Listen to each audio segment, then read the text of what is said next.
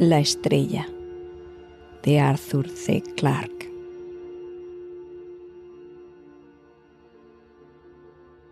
Hay 3000 años luz hasta el Vaticano.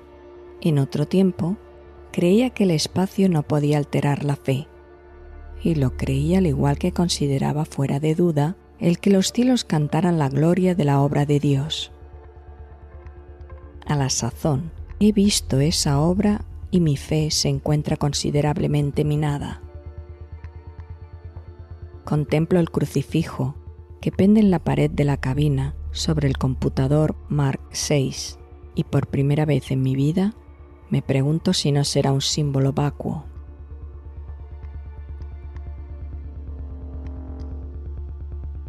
No he hablado con nadie todavía, pero la verdad no puede ocultarse.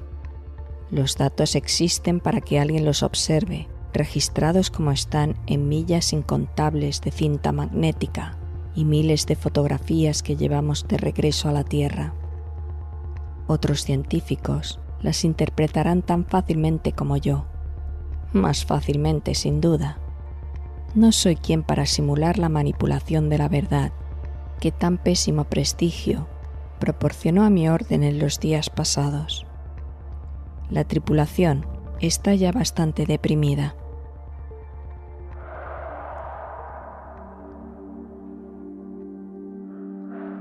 Me pregunto cómo se tomarán esta última ironía.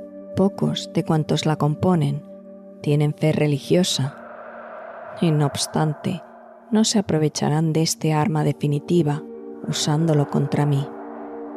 Guerra privada, honrada, pero fundamentalmente seria, que ha tenido lugar durante todo el trayecto desde que salimos de la Tierra.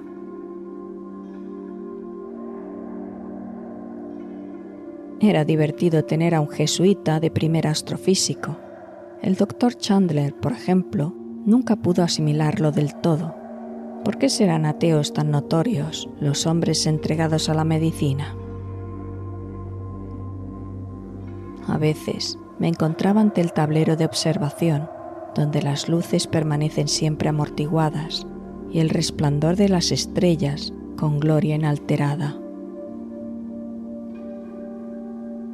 Se me acercaba entonces y se quedaba contemplando el exterior por la gran escotilla oval, mientras los cielos giraban con lentitud en torno a nosotros, a medida que la nave se balanceaba de punta a punta con la escora que no nos habíamos molestado en corregir. Bueno, padre, acaba diciendo al final, esto prosigue una eternidad tras otra. ¿Acaso lo hizo alguien? Sin embargo, ¿cómo puede creer usted que ese alguien ha de tener un interés especial en nosotros y en nuestro miserable mundillo? Esto es lo que no puedo entender. Comenzaba entonces la disputa, mientras las estrellas y las nebulosas giraban en derredor de nosotros, en silenciosos e infinitos arcos que se abrían del otro lado del plástico de la escotilla de observación. En mi sentir, era la aparente incongruencia de mi posición lo que, de veras, divertía a la tripulación. En vano argumentaba yo con mis 3 artículos en el diario astrofísico y mis 5 de noticias mensuales de la Real Sociedad Astronómica. Les recordaba que nuestra orden había conseguido no poca fama por sus trabajos científicos. Podíamos quedar pocos ya, pero desde el siglo XVIII habíamos hecho aportes a la astronomía y a la geofísica que no podían ni siquiera evaluarse.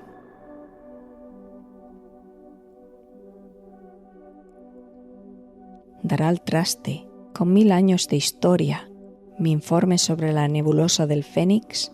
Me temo, empero, que dará al traste con muchas más cosas. No sé quién bautizó a la nebulosa con ese nombre que tan malo me parece.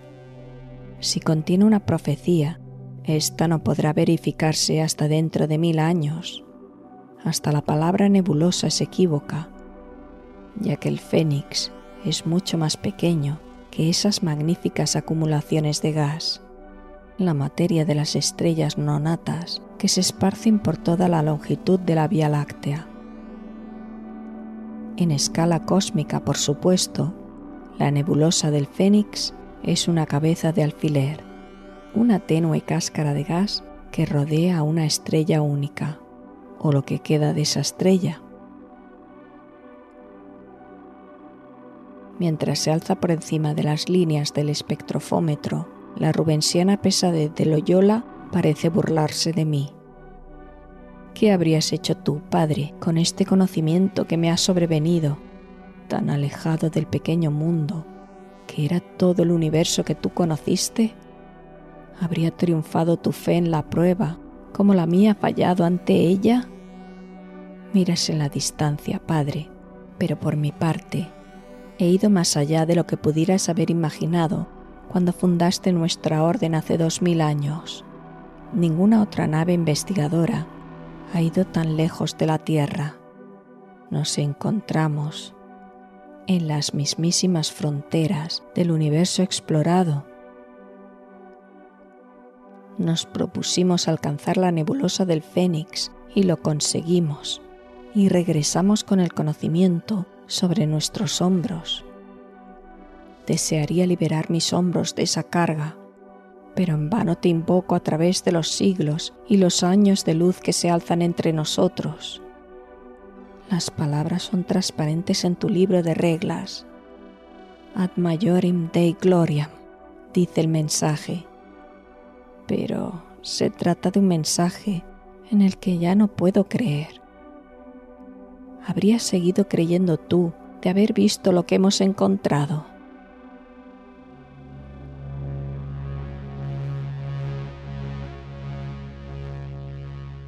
Por supuesto, sabíamos lo que era la nebulosa del Fénix. Todos los años, solo en nuestra galaxia, explotaban más de 100 estrellas, aumentando durante horas o días su fulgor, miles de veces antes de sumergirse en la muerte y la negrura. Son las novas ordinarias, las consabidas catástrofes del universo. He registrado los espectrogramas y curvas de luz de docenas de ellas desde que comencé a trabajar en el observatorio lunar. Pero 3 o 4 veces cada 1000 años tiene lugar algo distinto, junto a lo que hasta una nova palidece con total insignificancia. Cuando una estrella se convierte en una supernova, puede, durante un breve instante, apagar el brillo de todos los soles de la galaxia. Los astrónomos chinos detectaron una en 1054, sin saber qué fenómeno fue. 5 siglos más tarde, en 1572, estalló una supernova en Casiopea, con tanto brillo que fue visible a la luz del día. En los 1000 años transcurridos desde esa fecha, han tenido lugar 3 explosiones más. Nuestra misión era visitar los restos de una catástrofe tal para reconstruir los sucesos que la habían precedido y, de ser posible, saber la causa. Nos adentramos con cautela en las capas concéntricas de gas que habían estallado 3000 años antes y que se encontraban todavía en expansión. El calor era inmenso, irradiaba aún con feroz luz violeta, demasiado tenue, empero, para hacernos daño. Cuando la estrella explotó, sus estratos exteriores irrumpieron hacia arriba, con velocidad tal que habían salido por completo de su campo de gravitación. Hoy forman un caparazón hueco tan grande que puede abarcar 1000 sistemas solares, rodeando lo que brilla y arde en su centro, y que no es sino el objeto fantástico que es ahora la estrella. Una masa blanca, más pequeña que la Tierra, pero con un peso 1.000.000 de veces mayor. Las capas de gas brillante nos rodeaban y desvanecían la noche normal de los espacios interestelares. Volamos en el interior de una bomba cósmica que había detonado milenios atrás y cuyos fragmentos incandescentes eran todavía metralla. La inmensa escala de la explosión y el hecho de que su onda expansiva hubiera alcanzado ya un volumen de espacio de muchos billones de millas despojaba la escena de todo movimiento perceptible. Un ojo desnudo tardaría décadas antes de captar un movimiento en las torturadas espirales de gas. Sin embargo, la sensación del estallido lo dominaba todo.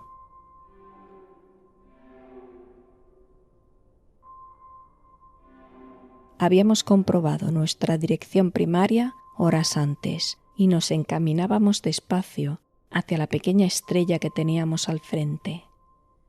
Había sido un sol como el nuestro en otro tiempo, pero había despilfarrado en unas pocas horas la energía que habría mantenido su brillo durante 1.000.000 de años.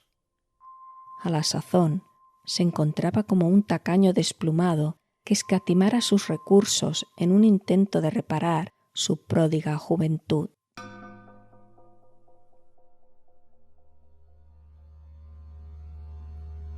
Seriamente, nadie esperaba encontrar planetas. Si alguno hubo antes de la explosión, se habría convertido en ráfagas de vapor y su sustancia se habría confundido con la estructura de la estrella misma. Pese a todo, investigamos rutinariamente, como siempre que nos aproximábamos a un sol desconocido y dimos con un mundo diminuto que daba vueltas en torno de la estrella a una distancia inmensa. Tenía que haberse tratado del Plutón de aquel desvanecido sistema solar, dando vueltas en las fronteras de la noche, demasiado lejos del Sol central para haber conocido la vida. Su distancia misma lo había salvado del destino que, sin duda, habían seguido todos sus compañeros. Los fuegos de la explosión habían afectado su capa rocosa y quemado la costra de gas helado que en sus días lo habría cubierto. Aterrizamos y encontramos la bóveda. Sus constructores hicieron seguramente lo mismo que habríamos hecho nosotros.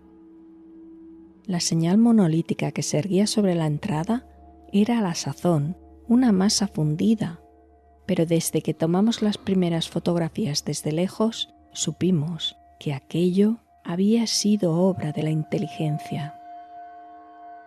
Poco después, detectamos la capa de radioactividad que había quedado enterrada en la roca. Aun cuando el pilón que descollaba sobre la bóveda hubiera sido destruido, esta capa habría permanecido inmóvil, pero como faro eterno que llamaba a las estrellas.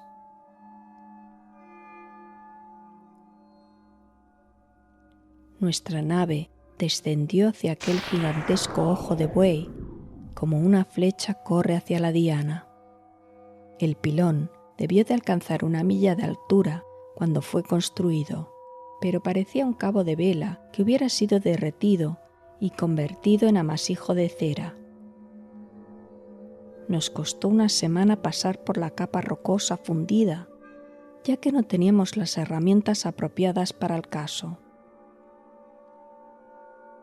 Nuestro programa original fue dejado de lado, aquel monumento solitario que hablaba de un trabajo realizado a una distancia tan grande del Sol destruido, solo podía tener un sentido. Una civilización que supo cercana a su muerte había alzado su último adiós a la inmortalidad. Habríamos tardado generaciones enteras en examinar todos los tesoros que encontramos en la bóveda. Ellos tuvieron mucho tiempo para prepararla, ya que el Sol debió dar sus primeros avisos muchos años antes de la explosión final.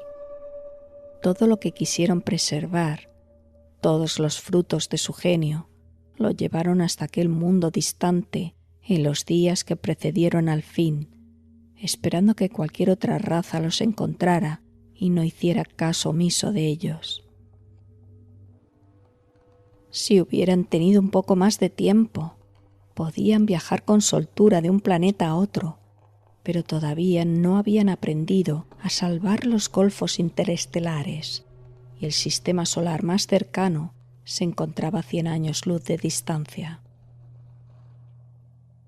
Aun cuando no hubieran sido tan intranquilizadoramente humanos como mostraban sus esculturas, no hubiéramos podido menos que admirarlos y lamentar su destino.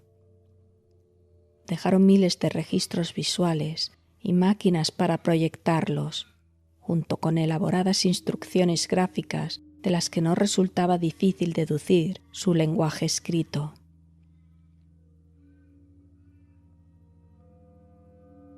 Examinamos muchos de aquellos registros y revivimos con ellos por vez primera en 6000 años la calidez y hermosura de una civilización que tuvo que ser superior a la nuestra en muchas maneras.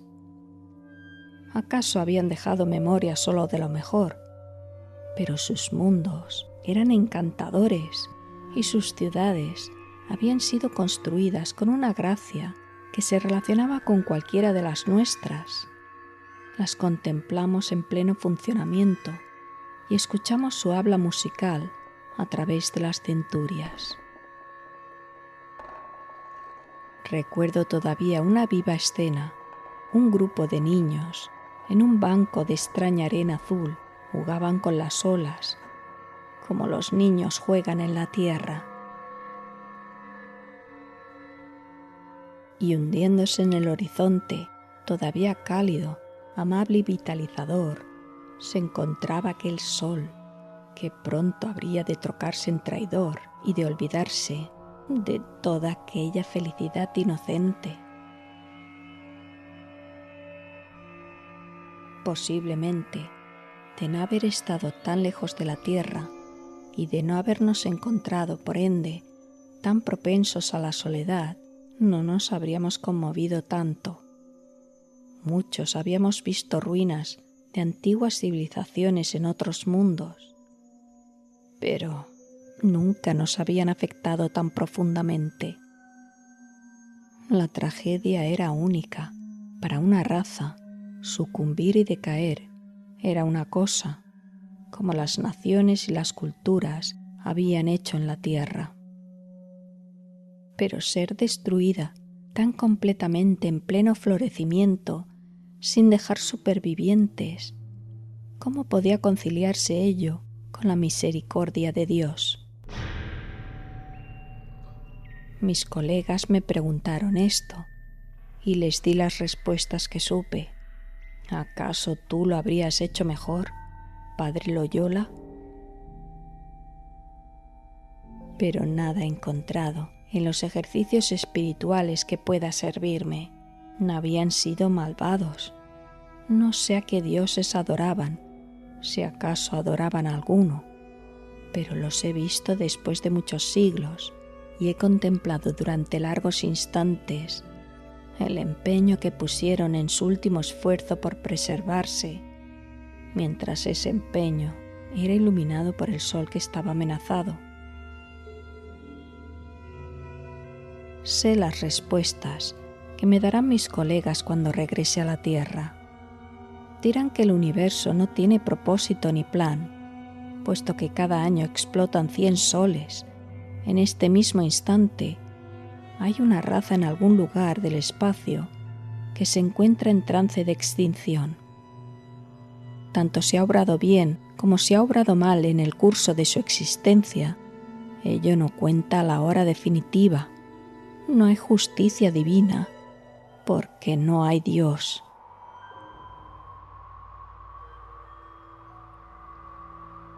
No obstante, por supuesto, cuando hemos visto no prueba nada.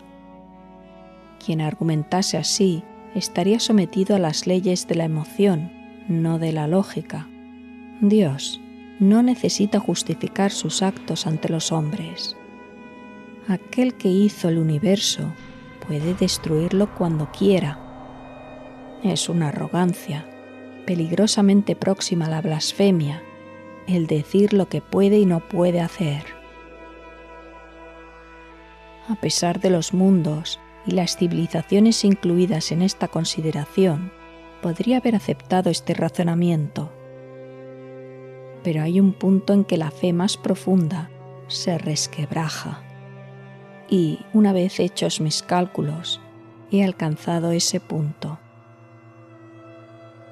Antes de llegar a la nebulosa, nos era imposible decir cuándo se había producido la explosión. No obstante, gracias a la evidencia astronómica y a los registros encontrados en el planeta superviviente, he podido fechar la catástrofe con precisión. Sé en qué año llegó a la Tierra la luz despedida por aquel estruendo colosal. Sé con qué brillantez lució en los cielos terrestres la supernova cuyo cadáver relampagueaba mortecinamente tras nuestra nave. Sé también lo que ocasionó un resplandor a poca altura, antes del alba, brillando como un faro en el oriente. Razonablemente, no puede haber dudas. El viejo misterio está resuelto por fin. Sin embargo, Señor, había tantas estrellas que pudiste haber usado. ¿Qué necesidad había de llevar a aquellas gentes a la destrucción y que el signo de su aniquilación resplandeciese sobre Belén?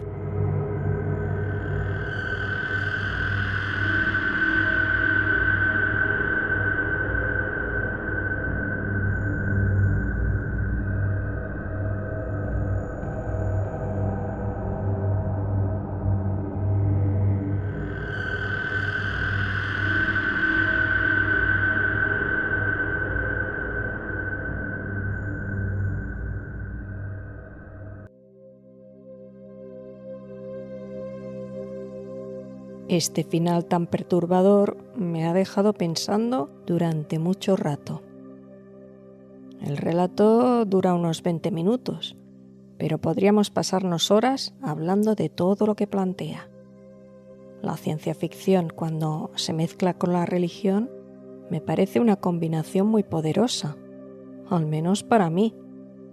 Y en este caso, el protagonista no es cualquier personaje, es un sacerdote, un jesuita miembro de una expedición espacial encargada de calcular la edad de una supernova. Y claro, se topa de bruces con una realidad que choca con sus creencias. Esa fecha coincide exactamente con la aparición de la estrella de Belén. En fin, la eterna lucha entre la fe y la razón. Claro, eso nos lleva a preguntarnos si realmente los relatos bíblicos encajan con los hechos astronómicos. Pero eso es otra historia. Lo que aquí importa es que esta coincidencia destaca una crisis de fe. El símbolo de la salvación para la humanidad, esa estrella brillante que anunció el nacimiento de Cristo, fue en realidad la destrucción de un mundo habitado por una civilización pacífica, avanzada y refinada, tal vez incluso más que la nuestra. Y entonces surge la gran pregunta del protagonista. De todas las estrellas que había en el universo, ¿por qué elegiste justo esta? Aquí Clarke plantea muchos temas. Aparte de la oposición entre la fe frente a la razón, nos encontramos con temas de la insignificancia humana, la fragilidad de las civilizaciones. ¿Y si Dios no ve, o ve pero no le importa, o quizás algo peor, lo ha hecho a propósito? ¿Y qué significa todo esto para alguien que ha dedicado su vida a la fe? La triste realidad es que esta supernova refleja lo que el universo realmente es: inmenso, indiferente, ajeno a nuestros deseos y significados. Somos seres conscientes, sí, pero más que una gracia divina, nos hace también conscientes de nuestra mortalidad.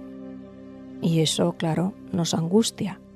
Sabemos que no somos eternos, y aún así intentamos dejar huella, a través de nuestros hijos, nuestras obras, nuestra cultura. Pero todo eso, por bello o importante que nos parezca, también acabará desvaneciéndose.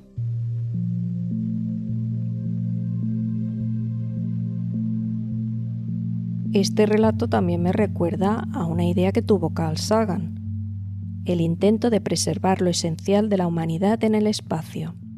Igual que la civilización del relato que guardó sus reliquias en un planeta helado, nosotros lanzamos la sonda Voyager con su famoso disco de oro. Un resumen minúsculo de lo que fuimos: saludos en varios idiomas, sonidos del planeta, fragmentos de música de Bach, Mozart, Beethoven. Y aún así, sabemos que ese disco, aunque viaje durante miles de años, probablemente nunca será escuchado. Puede que se pierda, que se desintegre con el tiempo, y nadie sabrá que aquí, en este pálido punto azul, como diría Sagan, hubo alguna vez vida. Dentro de lo pesimista que resulta este relato, aún queda un rayo de esperanza.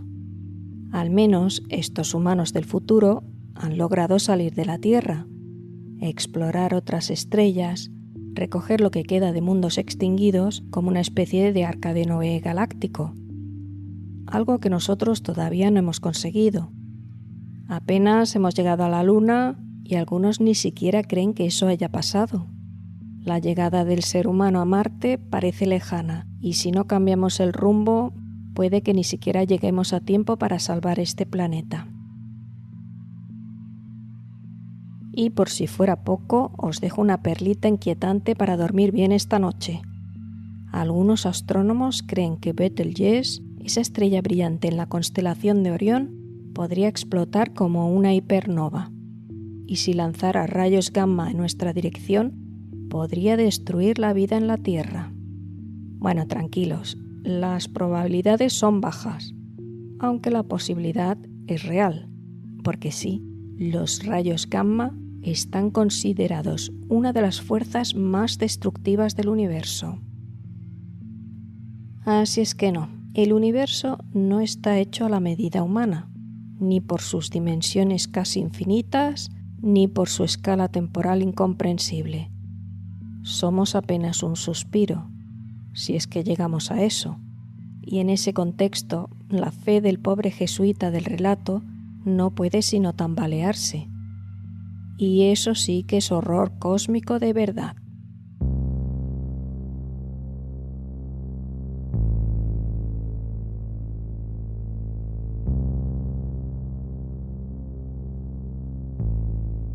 Recuerdo una serie que me deprimió mucho, La Tierra sin humanos, donde se especulaba de cómo quedaría nuestro planeta si de repente desapareciéramos. Con tristeza debo decir que nuestros libros, nuestro arte, todo aquello construido por la mano humana, se iría deteriorando con el tiempo. Nuestras ciudades se derrumbarían, los campos crecerían, los puentes se caerían y todo se cubriría de maleza, sepultando lo que fuimos. Eso sí, la naturaleza prosperaría y ganaría terreno, y solo nos echarían de menos los animales que dependen de nosotros para sobrevivir. En unos millones de años, que eso es un suspiro a nivel cósmico, lo más probable es que no quedara nada, pero nada de nosotros. Y eso me hace preguntarme si hay alguna civilización en el universo colapsando en este preciso momento. ¿Alguien les echará de menos?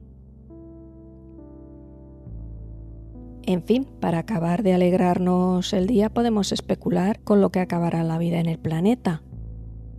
Esos rayos gamma de Betelgeuse, como os he comentado, algún meteorito, algún agujero negro errante, que de eso hay, que viaja solo y a la deriva, que se cruce con este planeta y lo destruya, una guerra nuclear, un sol moribundo.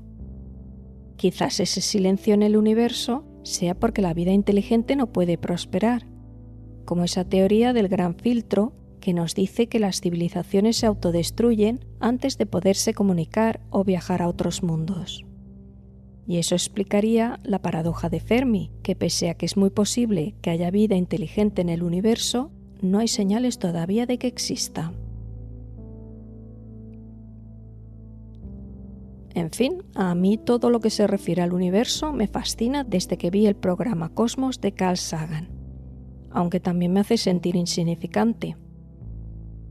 De todos modos, siempre podemos soñar con autores como Arthur C. Clarke, Isaac Asimov o Ray Bradbury, entre otros, que escribían sobre todos estos viajes espaciales que de momento solo podemos hacer con la imaginación, pero nunca se sabe. Si os gusta esta mezcla de ciencia ficción, religiosidad y horror cósmico, como a mí, os recuerdo que ya está en preventa, con un 5% de descuento, mi nueva novela, titulada El Día de la Ira. Es la continuación de Cuando los siglos se reduzcan a cenizas. Si aquella era una especie de thriller gótico con tintes oscuros, esta nueva historia entra de lleno en el terreno de la ciencia ficción especulativa, la fantasía oscura y el horror cósmico, con mucha carga simbólica y religiosa. Ya sabéis, si lo vuestro es un poco de angustia existencial con horror cósmico, esta novela os va a gustar. Eso sí, ya aviso que es un poquillo gore.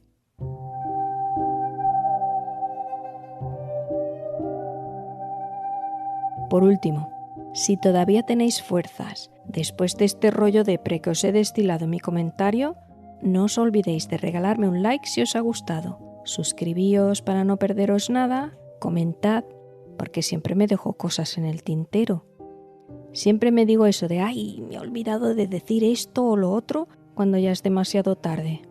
Pero para eso están los comentarios. A veces hasta son lo mejor. Vosotros me completáis, mis queridas criaturas oscuras. Y por último, os recuerdo que podéis invitarme a un café o donar un óvulo en el Supergracias de YouTube, con lo que podáis o lo que queráis. Y ya por hoy nada más, que me he enrollado mucho. Me voy con prisas a mi nave espacial antes de que explote esa estrella.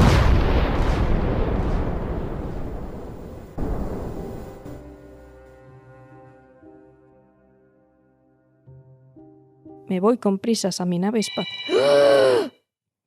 ¡Qué susto me ha dado! ¿De dónde está? La madre que lo parió.